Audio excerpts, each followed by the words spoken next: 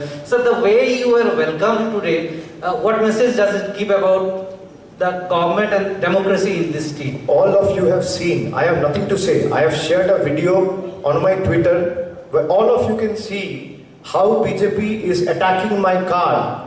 They have attacked with sticks, iron rods. They have left no stone unturned to make sure that I don't go back from the land of Tripura in my own field. They have exposed their model of hooliganism, and democracy is in shatters.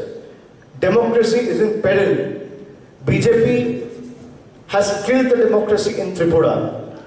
And let me tell you, if they think that we will cow down with this intimidation tactics or this intimidation, I would say, techniques, we will not be cowed down. We are double and more determined to make sure people's government is established in 2023. And mark my words, today's incident is going to be the death knell for BJP.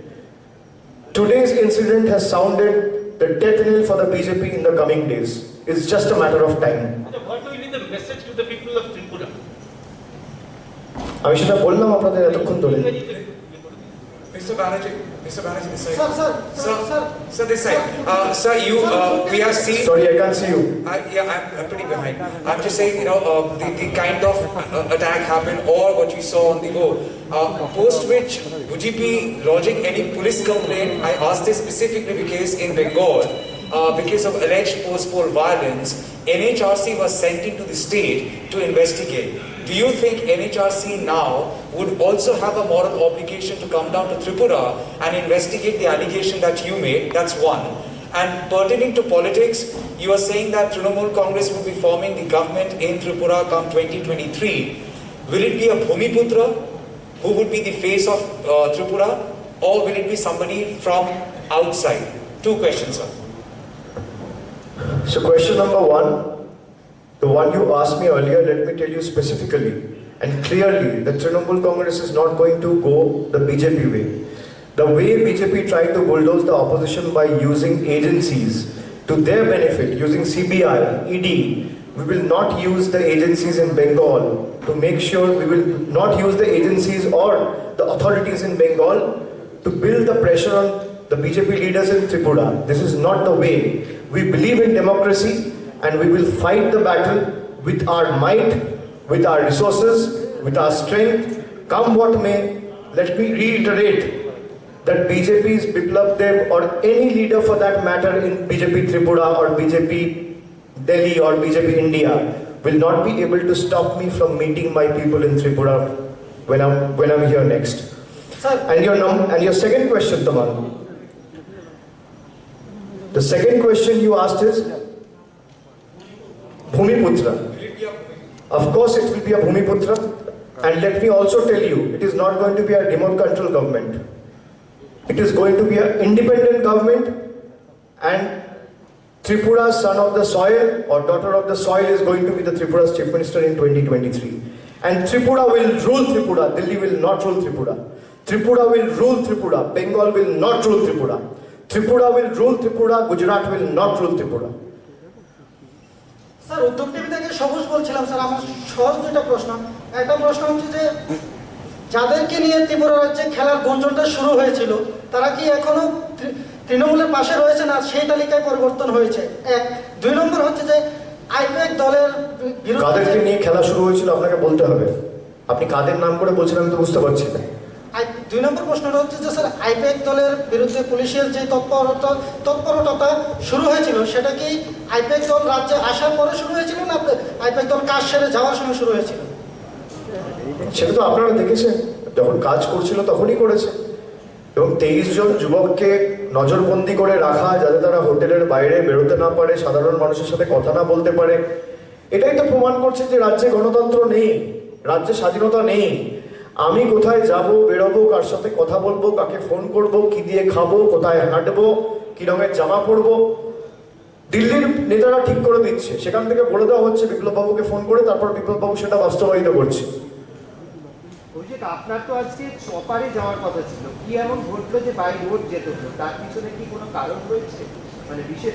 না, আমাকে বলা হয়েছে একটা technical কারণ রয়েছে, আমি বিস্তারিত যাইনি, কিন্তু যেহেতু সময় নষ্ট হবে আবার এর মধ্যে ঢুকলে, আমি সঙ্গে সঙ্গে গাড়ি করে বেরিয়ে পড়েছি। আরেকটা প্রশ্ন স্যার আপনার কাছে, যে এদিকে 2018 সালে নির্বাচনের আগে আমরা দেখতে পাই যে অনেকে কংগ্রেস থেকে তৃণমূলে যোগদান করেছেন, তারপরে আবার ওনারাই গিয়ে বিজেপিতে যোগদান করেছেন, আবার এখনকার সময় ওনারা বিধায়ক পদে রয়েছেন। তো তারা যদি আপনারা দলে আসতে চান তাহলে ওদেরকে কি আপনারা ওয়েলকাম করবেন? নিশ্চয়ই করবো। আমরা বলেছি যে যারা তৃণমূল কংগ্রেসে আসতে চায় বিজেপির সরকারকে উৎখাত করার লক্ষ্যে, তাদের সকলকে আমরা স্বাগত জানাই। স্যার, দেবাশিস বলছিলাম ক্যালকাটা নিউজ থেকে। Good afternoon all of you. বিজেপির যিনি স্টেট প্রেসিডেন্ট রয়েছেন ডক্টর মানিক সাহা, আমার সঙ্গে কথা হয়েছে, ইন্টারভিউ নিয়েছি আমি।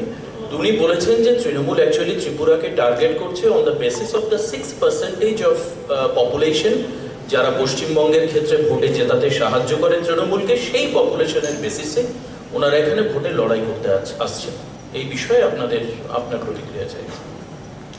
সেটা যদি হতো, প্রথমে তো আমি তাহলে সংখ্যালঘু অধ্যুষিত রাজ্যগুলোতে যেতাম, ত্রিপুরায় আসতাম কেন?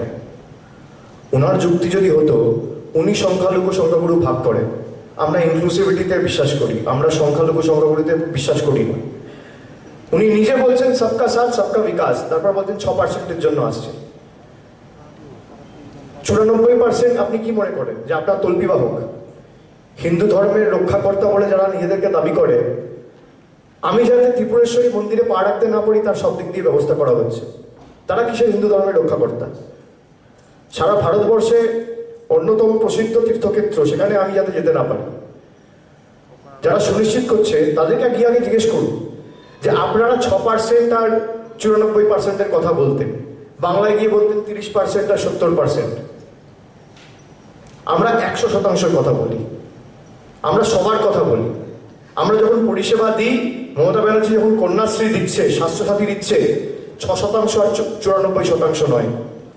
যে হিন্দু সেও পাচ্ছে, যে মুসলমান সেও পাচ্ছে, যে খ্রিস্টান সেও পাচ্ছে, যে শিডিউল কাস্ট সেও পাচ্ছে, যে শিডিউল ট্রাইব সেও পাচ্ছে, যে শিখ সেও পাচ্ছে। সর্বধর্ম সমন্বয়ের কথায় বিশ্বাস করি। নানা ভাষা, নানা মত, নানা পরিধান, বিবিধের মাঝে দেখো মিলন মহান। তৃণমূল কংগ্রেসের এটাই মূল মন্ত্র। Thank you sir. Next, Bengal model আপনারা বলছেন যে ত্রিপুরাতে বেঙ্গল মডেল কি পোজ করা হবে, যদি একটু এলাবোরেটলি ডিসকাস করেন যে বেঙ্গল মডেল মানে বেঙ্গল ডেভেলপমেন্ট মডেল। মমতা ব্যানার্জি যে কথাগুলো দিয়েছে, মমতা বন্দ্যোপাধ্যায় প্রতিশ্রুতি বাস্তবায়িত করে দেখিয়েছে।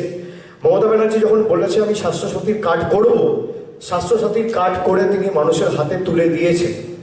শুধুমাত্র যার নামে স্বাস্থ্যসাথী কার্ড হয়েছে সেই পরিবারের গৃহকর্ত্রীর নামে স্বাস্থ্যসাথী কার্ড করে তার পরিবারের স্বামী বা শাশুড়ি বা শ্বশুর বা ছেলে বা মেয়েকে সীমাবদ্ধ রাখেনি, সেই গৃহকর্ত্রীর নিজের মা বাবাকেও স্বাস্থ্যসাথীর আওতায় নিয়ে এসেছে। এটা বেঙ্গল মডেল।